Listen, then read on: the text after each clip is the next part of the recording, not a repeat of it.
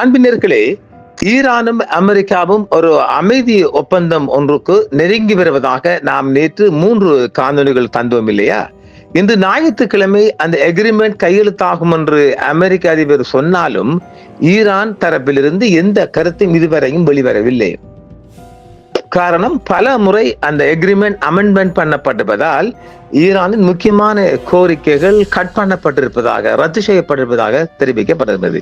இந்த செய்தியில் ஈரானுடனான ஒப்பந்தம் ஞாயிற்றுக்கிழமையான இன்று கையெழுத்திட உள்ளதாகவும் கையெழுத்தாகும் என்றும் அமெரிக்க அதிபர் டொனால்ட் ட்ரம்ப் அவர்கள் சொல்லியிருந்தார்.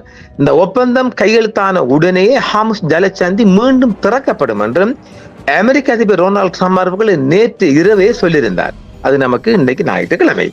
அதே வேளையில் இந்த ஒப்பந்தம் இறுதி செய்வதில் முன்னேற்றம் ஏற்பட்டுள்ளதாகவும் பாகிஸ்தானுடனான ஒரு உறுதிப்படுத்தப்பட்ட செய்தியும் சொல்லுகின்றது. ஆனால் ஈரான் ஒரு விரிவான ஒப்பந்தம் ஞாயிற்றுக்கிழமை கையெழுத்தாக உள்ளதாகவும் ஒப்பந்தம் இறுதி செய்யப்பட்ட உடனேயே ஜலசந்தி ரீஓபன் பண்ணப்படும் என்று சொல்லப்பட்டாலும் இன்னும் ஈரான் தரப்பால எந்தவித ஸ்டேட்மெண்ட் வரல, எந்தவித அறிவிப்பும் வரல. இந்த வேளையில் இது பாருங்க, எங்க அடிக்க போறாங்க பாருங்க. இப்ப இஸ்ரேலுக்கு வந்து கொலை போறான்.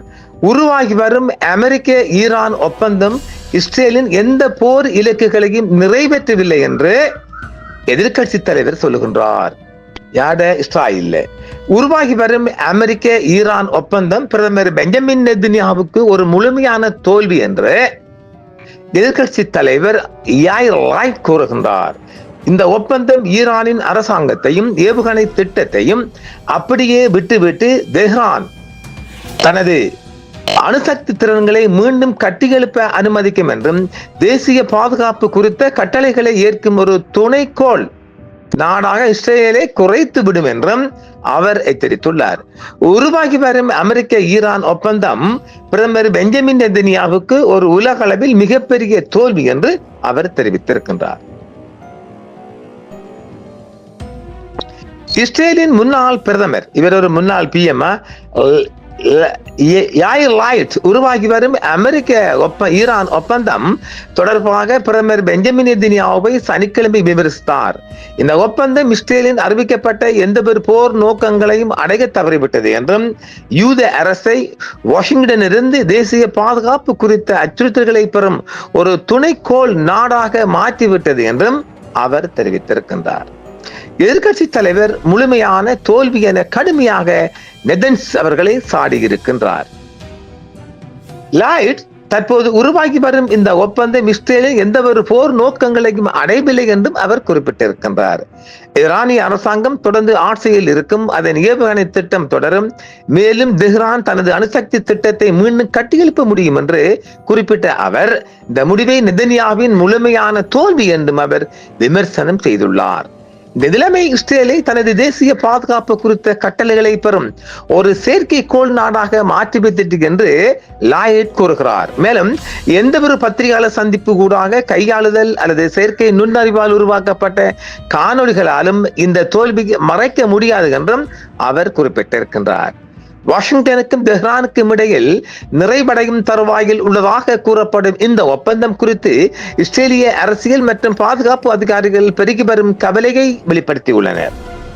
இந்த ஒப்பந்தம் ஈரானிய அரசாங்கத்தை வலுப்படுத்தும் என்றும் லெபனானில் இஸ்ரேலின் ராணுவ நடவடிக்கைகளை கட்டுப்படுத்தும் என்றும் அதிகாரிகள் நம்புவதாக இஸ்ரேலின் 24 நியூஸ் செய்தி வெளியிட்டுள்ளது.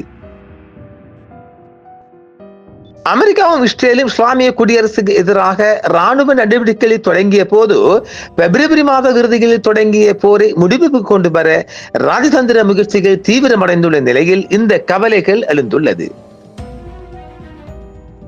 ஆக இப்பொழுது அமெரிக்காவையும் சீண்டி ஈரானுக்கு எதிராகவும் ஒரு செய்தியை வெளியிட்ட எதிர்கட்சி தலைவர் எப்படியாவது இந்த ஒப்பந்தத்தை குழப்ப வேண்டும் ஒரு கங்கணம் கட்டி கொண்டிருக்கின்றால் அப்பான் இஸ்ரேலுக்கு அது வாசியா போகும். ஆனால் அமெரிக்க அதிபரை பொறுத்த வரைக்கும் இந்த ஒப்பந்தம் என்றோ அல்லது நாளையோ அது கையெழுத்திடப்பட வேண்டும் என்று உறுதியாக இருக்கின்றார்.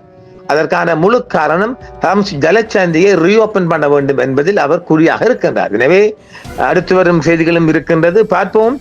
இந்த செய்திகளின் விரிவாக்கங்கள் எந்த அளவு நிலைநிறுத்தப் போகின்றது என்பதையும் நாம் பார்ப்போம். மீண்டும் மற்றொரு காணொளியில் சந்திப்போம் நேயர்களே. என்றும் உங்களுடன் சன்ரைஸ் இந்தியா டிவி. சப்ஸ்கிரைப் பண்ணுங்கள், பெல் பட்டனையும் கிளிக் செய்யுங்கள். உங்கள் ஆதரவே எங்கள் சேவை. ஆதரவு தாருங்கள், அரவணைப்போம். மறக்காம சர்ப்ரைஸ் பண்ணுங்க. தேங்க்யூ.